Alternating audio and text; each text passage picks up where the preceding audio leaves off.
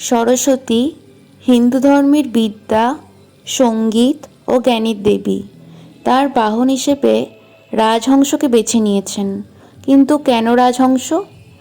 এর পিছনে রয়েছে পৌরাণিক কাহিনী, প্রতীকী ব্যাখ্যা এবং সাংস্কৃতিক প্রেক্ষাপট। ভারতীয় উপমহাদেশের বিভিন্ন অঞ্চলে সরস্বতীর বাহন নিয়ে কিছুটা বৈচিত্র্য দেখা গেলেও বাংলার সংস্কৃতিতে রাজহংসই প্রধান ভূমিকা পালন করে। আজকে সরস্বতীর বাহনের উৎপত্তি, পৌরাণিক কাহিনী, প্রতীকী ব্যাখ্যা এবং বাংলার সংস্কৃতিতে এর গুরুত্ব বিশদভাবে আলোচনা করব। সরস্বতী দেবীর বাহন হিসেবে রাজহংসের উল্লেখ প্রাচীন পুরানো ধর্মগ্রন্থে পাওয়া যায়। ভারতীয় ধর্মগ্রন্থে বাহন বা বাহনের অর্থ সাধারণত দেবদেবীদের শক্তি, প্রকৃতি ও গুণাবলীর সঙ্গে সম্পর্কিত। পুরাণ অনুযায়ী রাজহংস হলো সেই বিশেষ প্রাণী যা নীড় থেকে ক্ষীর পৃথক করতে পারে, অর্থাৎ দুধ থেকে জল আলাদা করতে পারে। এটি প্রতীকীভাবে জ্ঞানের গভীরতা ও প্রকৃত সত্যকে বোঝার ক্ষমতাকে নির্দেশ করে। সরস্বতী যেহেতু জ্ঞানের দেবী, তাই তার বাহন হিসেবে রাজহংস যুক্তিযুক্ত। ব্রহ্মা, যিনি সৃষ্টিকর্তা, তিনিও কখনো কখনো রাজহংসের উপর আরোহণ করেন বলে শাস্ত্রে উল্লেখ পাওয়া যায়। রাজহংস শুধুমাত্র সরস্বতীর বাহন নয়, এটি ব্রহ্মারও বাহন, যা জ্ঞানের শাশ্বত সত্তাকে প্রকাশ করে। সরস্বতীর বাহন হিসেবে রাজহংসের প্রতীকী ব্যাখ্যা রয়েছে, যা বিভিন্ন দার্শনিক ও আধ্যাত্মিক দৃষ্টিকোণ থেকে ব্যাখ্যা করা হয়। জ্ঞান ও বিবেক।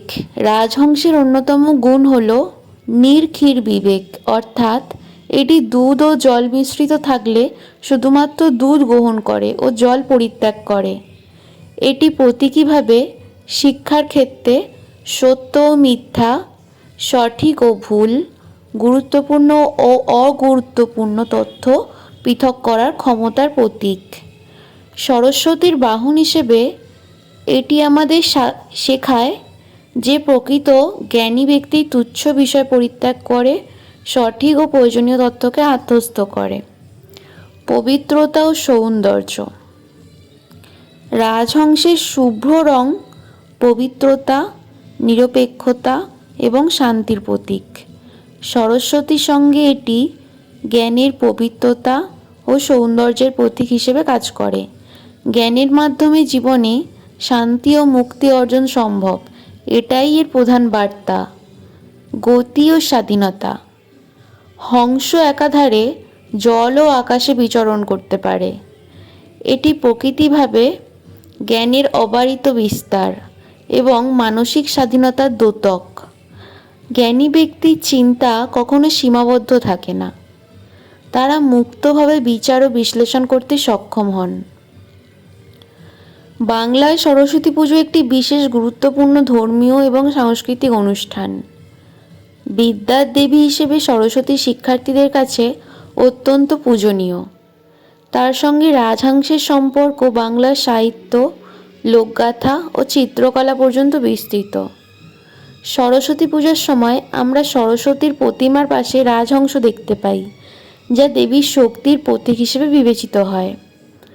প্রতিটি মূর্তি ও চিত্রকর্মে রাজহংসকে একইভাবে রাখা হয়, যা দেবীর জ্ঞানের প্রসার ঘটানোর বৈশিষ্ট্যকে আরও জোরালো করে তোলে।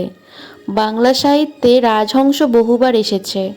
রবীন্দ্রনাথ ঠাকুর, মাইকেল মধুসূদন দত্ত রাজহংসের বর্ণনা পাওয়া যায় তাদের লেখাতে।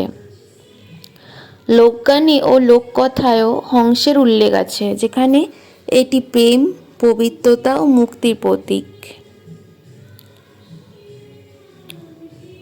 যদিও বাংলায় রাজহংসই সরস্বতীর প্রধান বাহন, তবে ভারতের কিছু অঞ্চলে তাকে কখনো কখনো ময়ূরের ওপর আসীন অবস্থায় দেখা যায়। দক্ষিণ ভারতে, বিশেষত কেরল ও তামিলনাড়ুতে সরস্বতীর বাহন হিসেবে ময়ূর জনপ্রিয়। ময়ূর জ্ঞান ও সৌন্দর্যের প্রতীক, তবে রাজহংসের মতো নির্ক্ষীর বিবেক গুণ এতে নেই। তাই বাংলার সংস্কৃতিতে রাজহংসই প্রধান বাহন হিসেবে গৃহীত হয়েছে।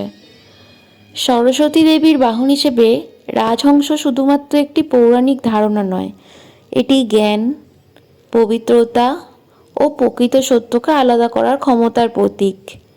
বাংলার সংস্কৃতিতে এটি বিদ্যার প্রতীক হিসেবে অত্যন্ত গুরুত্বপূর্ণ।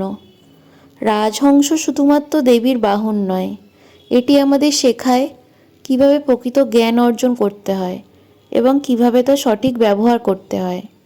বিভিন্ন পুরাণ, সাহিত্য ও সংস্কৃতির আলোকে রাজহংসের গুরুত্ব বিশ্লেষণ করলে বোঝা যায় যে এটি শুধুমাত্র একটি বাহন নয়, বরং জ্ঞান ও সত্যের অন্বেষণের এক অনন্য প্রতীক।